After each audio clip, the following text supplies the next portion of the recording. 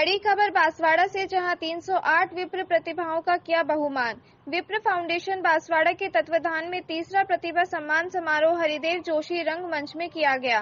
विप्र फाउंडेशन ने कक्षा 10वीं और 12वीं में 75% से अधिक अंक प्राप्त 80 से अधिक गांव के 308 सर्व ब्राह्मण समाज के प्रतिभाओं उपरना ओढ़ाकर भगवान परशुराम की तस्वीर भेंटकर और प्रशस्ति पत्र देकर सम्मानित किया। कार्यक्रम की शुरुआत में वाग देवी सरस्वती, भगवान परशुराम और स्वतंत्रता सेनानी चंद्रशेखर आजाद की तस्वीर पर माल्या अर्पण और दीप प्रज्वलन कर किया गया। लोकेश आचार्य ने सरस्वती मंत्र और दीप मंत्र उच्चारित किए। विप्र मंगल प्रार्थना सर्व मंगल कामना रश्मि जोशी ने प्रस्तुत की।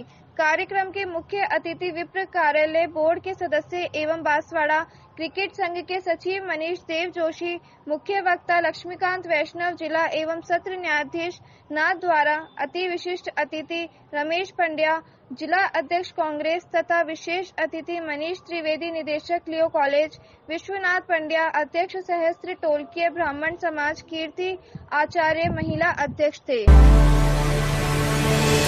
मणिपुर में हुई हैवानियत को लेकर आम आदमी पार्टी का विरोध प्रदर्शन। पार्टी कार्यकर्ताओं ने जुलूस निकालकर जताया विरोध। नैतिकता के आधार पर सरकार से इस्तीफा देने की मांग। छिबरामऊ क्षेत्र का मामला। आज हमारा जुलूस पश्चिमी बाईपास से और सौरिक के राय मणिपुर में जो जातीय हिंसा हो रही है और जातीय हिंसा की सारी सीमाएं लांघ दी है, जिस तरीके से महिलाओं के साथ अत्याचार किया जा रहा है, घिनौना कृत्य किया जा रहा है, और मोदी जो रोज़ दुहाई देते हैं डबल इंजन की सरकार, ट्रिपल इंजन की सरकार, तो वहाँ भी उनकी डबल इंजन की सरकार है। मणिपुर में राज्य सरकार भी भारतीय जनता पार्टी की है और केंद्र में मोदी की सरकार है। उसके बाद भी किस तरीके से जातीय हिंसा को रोकने के नाकाम हो रहे हैं ये। और मणिपुर में जिस तरीके से आग लगी हुई है, महिलाओं के साथ जिस तरीके से कृत्य किए जा रहे हैं, क्या ये लोग बोलने के लायक रह गए हैं? हमें तो लग रहा है इनको अपने पद पर रहना नहीं चाहिए और तत्काल इस्तीफा दे देना चाहिए। कहाँ से कहाँ तक जुलूस निकाला आज? में बाईपास से सौरिक तिराहे तक निकाला। बड़ी खबर भीलवाड़ा से, जहां भारतीय कंपनी सचिव संस्थान भीलवाड़ा ने जुलाई माह में स्टूडेंट माह के तहत एक दिवसीय स्पोर्ट्स डे का आयोजन किया। चैप्टर अध्यक्ष CS अजय नौलखा ने बताया कि संस्थान छात्रों और सदस्यों की चहुमुखी विकास के लिए विभिन्न आयोजन करवाया रहता है। इसी क्रम में ट्रेनी प्लेसमेंट ड्राइव और एक दिवसीय स्पोर्ट्स डे के तहत विभिन्न खेलों में cricket, volleyball, badminton, chess, carrom, kho-kho, sitoliya जैसे इंडोर और आउटडोर खेल पटेल नगर स्थित ICSI भवन पर रखे गए, जिनमें करीब 70 से अधिक छात्र छात्राओं ने भाग लिया। साथ ही एकता का संदेश देते हुए मानव श्रृंखला बनाते हुए ICSI बनाते हुए CS इंस्टीट्यूट के प्रति प्रतिबद्धता जताई। नौलखा ने बताया कि इस अवसर पर स्टूडेंट्स ने अपने विचार भी साझा किए और इंस्टीट्यूट के बारे में और CS कोर्स के बारे में अधिक जाना। बड़ी खबर बांसवाड़ा से, जहां मणिपुर की घटना को लेकर कुशला भील संगठन ने किया विरोध प्रदर्शन। कुशलगढ़ नगर में रैली निकालकर उपखंड अधिकारी को दिया ज्ञापन। आज कुशला भील संगठन के द्वारा मणिपुर में आदिवासी महिलाओं पर हो रहे अत्याचार के खिलाफ चंद्रशेखर आजाद स्टेडियम में विशाल बैठक संगठन के संस्थापक एडवोकेट महेश कटारा की अध्यक्षता, कुशला भील छात्र संघ के विधानसभा अध्यक्ष माइकल गरासिया के अतिथि एवं संगठन के संरक्षक एडवोकेट मनीलाल कामोल विशिष्ट अतिथि संपन्न हुई। बैठक मणिपुर में हो रहे आदिवासियों पर अत्याचार एवं आदिवासी महिलाओं को निर्वस्त्र कर जुलूस निकालना एवं उनके साथ गैंगरेप किया गया, जिसकी घोर निंदा की गई। एवं 80 दिनों से मणिपुर में अराजकता फैली हुई है। कई बड़े बड़े दंगे हो रहे हैं, कई आदिवासियों को मौत के घाट उतार दिया है, लेकिन भारत सरकार एवं मणिपुर राज्य सरकार चुप्पी साधे हुए है। 80 दिन हो गए हैं मणिपुर में शांति बहाली को लेकर सरकार कोई प्रयास नहीं कर रही है, जिससे आदिवासियों के जीवन अस्त व्यस्त हो गया है। बड़ी खबर इंद्री से, जहां इंद्री में नबियाबाद गांव के पास यमुना नदी में किसानों की भूमि में भारी कटाव होने की खबर मीडिया में आने के बाद प्रशासन आया हरकत में। इंद्री में नबियाबाद गांव के पास यमुना नदी में किसानों की भूमि में भारी कटाव होने की खबर मीडिया में आने के बाद प्रशासन हरकत में आ गया है। प्रशासन ने अब इस कटाव को रोकने के लिए पत्थर भी मंगवाने शुरू कर दिए हैं। ग्रामीणों का कहना है कि नबियाबाद गांव के पास यमुना नदी में किसानों की भूमि में कटाव शुरू हो गया था। यहाँ तक कि पुरानी लगी हुई ठोकरें पानी की वजह से बह गई है। आपको बता दें कि शुरू में प्रशासन ने इस और कोई ध्यान नहीं दिया, जिसके बाद इस भूमि कटाव के बारे में मीडिया में खबरें आने के बाद अब प्रशासन हरकत में आया है। प्रशासन ने अभी यहाँ पर पत्थर व कट्टों में रेत भरकर तथा पेड़ों को काटकर के डालने शुरू कर दिए हैं ताकि इस कटाव को रोका जा सके। मामले की गंभीरता को देखते हुए एसडीएम अशोक कुमार मौके पर पहुंचे, जहां पर उन्होंने सिंचाई विभाग के अधिकारियों को निर्देश देते हुए कहा कि इस कटाव को तुरंत ही रोका जाए। इसके लिए पत्थर मंगवाए गए हैं। शैलेंद्र सिंह बाबू जी। तो यहाँ कटाव लग रहा था नबियाबाद के पास, क्या स्थिति है? बाबू जी कटाव तो लग रहा था, सारे गाँव के ट्रैक्टर लग रहे थे, यहाँ कोई पेड़ा गिर रहा था, कोई पत्थर। अब ये ट्राली की 6 टकानियाँ टूट गई मेरी। बताओ मैं क्या करूं? 2000 रुपये कमाए नहीं होंगे और 10,000 रुपये का नुकसान करवा लिया। तो कितना कटाव कितना लग रहा था यहाँ? कटाव तो ये देखो जी चोखा ही है जी, भी तो सारे ब्रांड हो रहा है। अच्छा, अब क्या करा, यहाँ तक मरा है कि कहाँ भागा, कौन सुनाई करेगा। तो आसपास के गांव को देखा जाए तो कितना कटाव है गांव के, मतलब कितनी ज़मीनें इसमें कटाव में जा रही है? बाबू जी ज़मीन तो लगभग ज़्यादा ही जा रही ज़मींदारों की कटाव में, थोड़ी बच रही बेचारे की, वो भी रेता चढ़ गई। ये देखो क्या हाल हो रहा है, गन्ने का धान कुछ नहीं बचा। तो यमुना के पास के खेतों की बात करें तो इनमें रेता कितना फुट है अभी? ये तो 8-8 फुट होगा, ये 7-7 है, 6 तो कम से कम है, जिसमें नाक के बराबर है। कितने डंपर आए थे इनके पत्थरों के? जो है उसमें ये काम खराब हो गया मेरा तो। अच्छा, हाँ जी। तो लोग पेड़े भी डाल रहे हैं, कट्टे भी पाए गए। रात भर जाग के ये बाबा जी है ना जो नबियाबाद के हमारे, ये सारे लग रहे थे, सारे जितने भी बंदे थे बेचारे नबियाबाद के, बहुत सहयोग दे रहे थे। इन्होंने मेरे को बुलाया था भी आज पत्थर गिरवा यार, जो भी होगा। फिर मैं भी इसलिए आया था, चलो करेंगे जो भी करेंगे। अब मेरा तो टूट ही गया, मैं क्या करूँ। क्या स्थिति है सर? अभी तो कल सबसे पहले तो मैं आपके न्यूज़ चैनल का बहुत बहुत धन्यवाद करता हूँ। आपने कल आके यहाँ आवाज़ उठाई, जिसके माध्यम से प्रशासन जागरूक हुआ और उसने इसमें कार्य करने के लिए आगे निकल कर आया। और उससे पहले हम काफ़ी जोर लगा चुके थे, ना तो यहाँ पत्थर आ रहे थे, खाली छोटे छोटे पेड़ लेके आ रहे थे, अब बड़े बड़े पेड़ आने लगे और पत्थर आया कल की न्यूज़ के बाद। और सबसे बड़ी बात तो ये है जी, अब लग रहा है कि भाई शायद कुछ कटाव रुक जाएगा, इसकी वजह से पत्थर और आने चाहिए जी। अभी सारे गांव वाले इस चीज़ से बहुत दिक्कत में आ गए थे। कई गांव पड़ते हैं जी, 8-10 गांव पड़ते हैं जिन्हें इस चीज़ से खतरा है कटाव होने की वजह से। तो कटाव ज़्यादा लग गया था? कटाव तो बहुत ज़्यादा हो गया था जी, और जितने स्टड थे सारे इस कटाव के बीच में आने की आशंका हो गई थी जी। और ये अभी कार्य चल रहा है जी प्रशासन का, आपके सामने देखते हैं क्या होता है। ये जो ठोकरें थी ये भी बीच में बाईपास हो गया सर? बाईपास तो होनी है जी, अब चकोया लग रहा है यहाँ, ये तो कटाव करेगा, यहाँ से गिरेंगे, ठोकरा अंदर चली जाएंगी जमुना में और जमुना गाँव की तरफ रुक कर लेगी। बड़ा दिक्कत का सिस्टम है जी ये। अब इसको तो समझने के लिए प्रशासन यहाँ और जोर लगाने पड़ेंगे, तभी बात बनेगी जी। तो प्रशासन हरकत में आया इससे? कल के बाद तो कुछ लग रहा है भाई प्रशासन हरकत में आया, क्योंकि जैसे पत्थर भेजे और यहाँ पे अपने जीआई वगैरह तैनात करे, इसलिए भाई कल से तो प्रशासन कुछ कार्य में लग रहा है। उससे पहले तो कोई कार्य नहीं हुआ। पिछले 9 साल से किसी भी तरह का यहाँ पर कोई स्टड रिपेयर नहीं हुआ, कोई रिपेयरिंग नहीं हुई, जबकि मतलब पिछली सरकारों में भी और भी उससे पहले भी मतलब लगातार हर 1 या 2 साल के बाद हर स्टड हर ठोकर रिपेयर होया करती थी, ताकि मतलब पानी आने से पहले, बरसात के सीज़न से पहले भाई उसके बचाव कार्य के लिए वो चलता रहे और बचाव हो सके। तो क्या मांग क्या है? अब तो यही मांग है जी, यहाँ और ज़्यादा स्टड लगाए जाए, इसका समाधान करा जाए, ताकि ये लोग, ये 8-10 गांव जो बांध के बाहर पड़ते हैं, यमुना बेल्ट के करीब है, यमुना के नज़दीक है, ये बच सके कटाव की होने की वजह से। जो फसलों को नुकसान हुआ है मुआवजे की अभी तक कोई यहाँ देखने के लिए नहीं आया भाई। सबसे पहले तो निरीक्षण होएगा, निरीक्षण करने के बाद अधिकारी मुआवजा देंगे।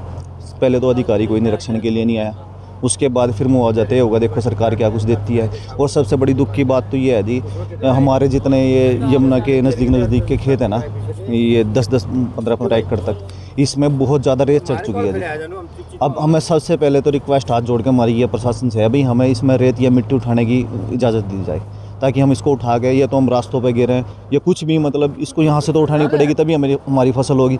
इस हिसाब से तो आगे हमारी गेहूँ की फसल भी नहीं होनी। बड़ी दिक्कत है जी, इसकी सबसे बड़ी समस्या है हमारे लिए जी। गाँव जब्ती चल रहा था। सबसे पहले तो मैं आपका चैनल का धन्यवाद करता हूँ। आप हमारी हर एक कोई भी दिक्कत हो, किसी हर एक दिक्कत के लिए माल आने से पहले ही आप आके खड़े जाते हो। रही बात पहला नंबर तो ये पत्थर वाली बात, इसका कोई फ़ायदा नहीं है जो पत्थर आ रही है, ना इसका कोई सहारा लगना जी। बिना ठोक करके इसका कोई नहीं, जितने ये मिट्टी और पत्थर मिला मिला के डाल रहे कटाव से फिर ऐसे हो जाएंगे जी, इसका कोई सहारा नहीं लगता। मैं तो आपके माध्यम से डीसी साहब को ये कहना चाहता हूँ कि इसकी ठोकर बनाई जाए, ठोकर बनेगी तो इसका कोई रास्ता होगा, बिना पैचिंग के इसका कोई नहीं है। नंबर 2, हमारी खेतों वाला तो सिस्टम इतना ख़राब है कि बहुत ज़्यादा डीसी साहब से अनुरोध है कि हमारा जल्दी से जल्दी करके हर एक गरीब आदमी को जो उसका नुकसान हो रहा है उसका नुकसान की भरपाई की जाए।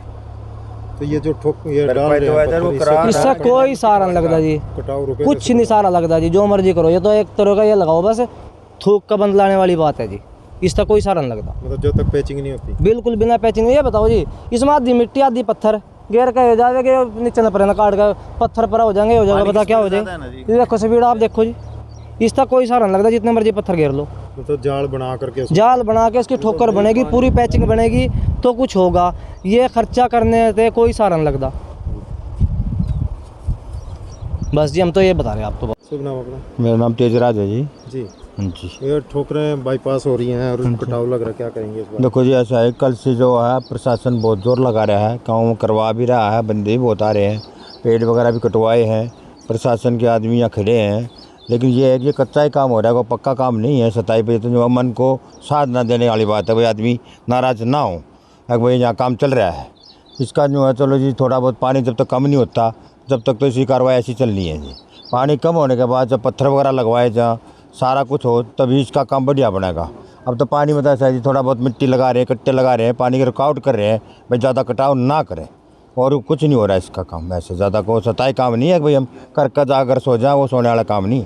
हमने सारी रात जगना पड़ा है, क्यों किस टाइम कटाव कितनी खुल जा, पूरी रात गश्त देनी पड़ा है इसके ऊपर आकर के। ये तो ये चलो प्रशासन आ गया, बहुत अच्छा काम होया, बेचारे कर रहे हैं, कट्टे भी भर रहे हैं, पेड़ भी लगा रहे हैं, पत्थर भी आ गए, 7 ट्रक पत्थर के भी आए हैं, काम तो चल रहा है, काम की कोई रुकावट नहीं आ रही। लेकिन रुकावट सिर्फ ये है कि ये तो एक सताई काम नहीं है, ये कच्चा काम है, फिलहाल काम चलाने वास्ते है।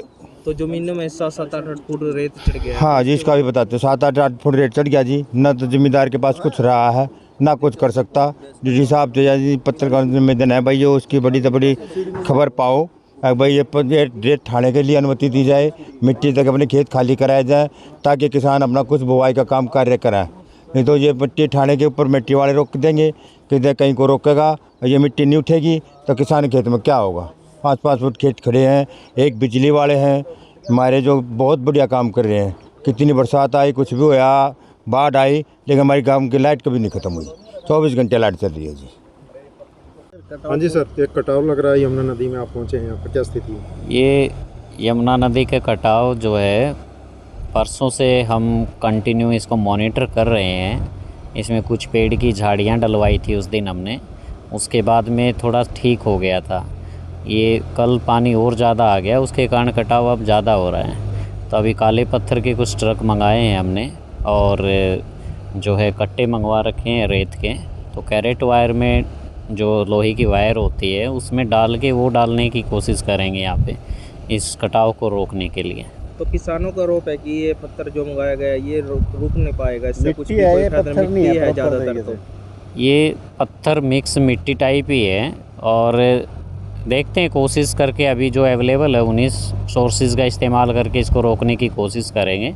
और पानी जैसे थोड़ा और कम होगा उसके बाद यहाँ पे परमानेंट स्ट्रक्चर जो है वो तैयार किया जाएगा। ये जो टूटे हुए हैं यहाँ पे स्टड, इन स्टडों को ठीक करवाएंगे। तो किसानों का ये भी कहना है कि जो उनके खेतों में 7-7 फुट रेत चढ़ चुका है लेकिन उनमें फसल नहीं हो पाएगी, या कुछ इनको उठवाने का वो करवाए प्रशासन, या इसको खुद उठाए या इनको उठाने का? नहीं, वो तो गवर्नमेंट की अपनी एज़ पर नॉर्म्स जो काम होगा वही किया जाएगा, वो गवर्नमेंट की इंस्ट्रक्शन आ जाएगी उसी तरह से किया जाएगा। सर ये जो स्टड लगाए गए हैं, अगर ये मजबूती से नहीं, अगर इस पर काम किया गया तो 10 गांव में पूरे तरीके से प्रभावित हो सकते हैं, उससे नुकसान। ये स्टड जो हैं लगाए गए थे, ये पानी के बहाव को मेन स्ट्रीम में रखने के लिए लगाए गए थे, बट अब की बार देखा है आपने भी पानी की साइट और स्पीड से आया है, तो उसके सामने तो ये सारी चीज़ें जो हैं थोड़ी सी दिक्कत रही है।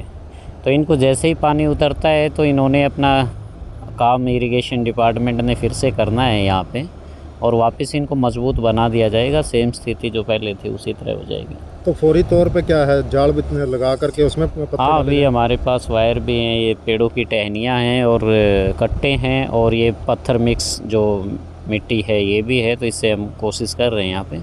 और जो कटाव उस तरफ था परसों जैसे मैंने देखा था तो थोड़ा सा बढ़ रहा है, बट कोशिश कर रहे हैं इसको रोक लेंगे। अब वहाँ पे काम ख़त्म हो गया तो सारी टीमें यहीं लगाएंगे। अच्छा, तटबंध मजबूत हो चुके हैं? तटबंध बिल्कुल ओके हो चुके हैं। कल पानी आया उसके अंदर बिल्कुल अच्छी तरह से खड़े रहे, वहाँ किसी प्रकार की कोई अब दिक्कत नहीं है, तो सारी टीमें यहीं पे। तो गिरदौरी वगैरह करवाई जाएगी अभी? हाँ, वो जो प्रोसेस है वो सारे चल रहे हैं, हो जाएगा।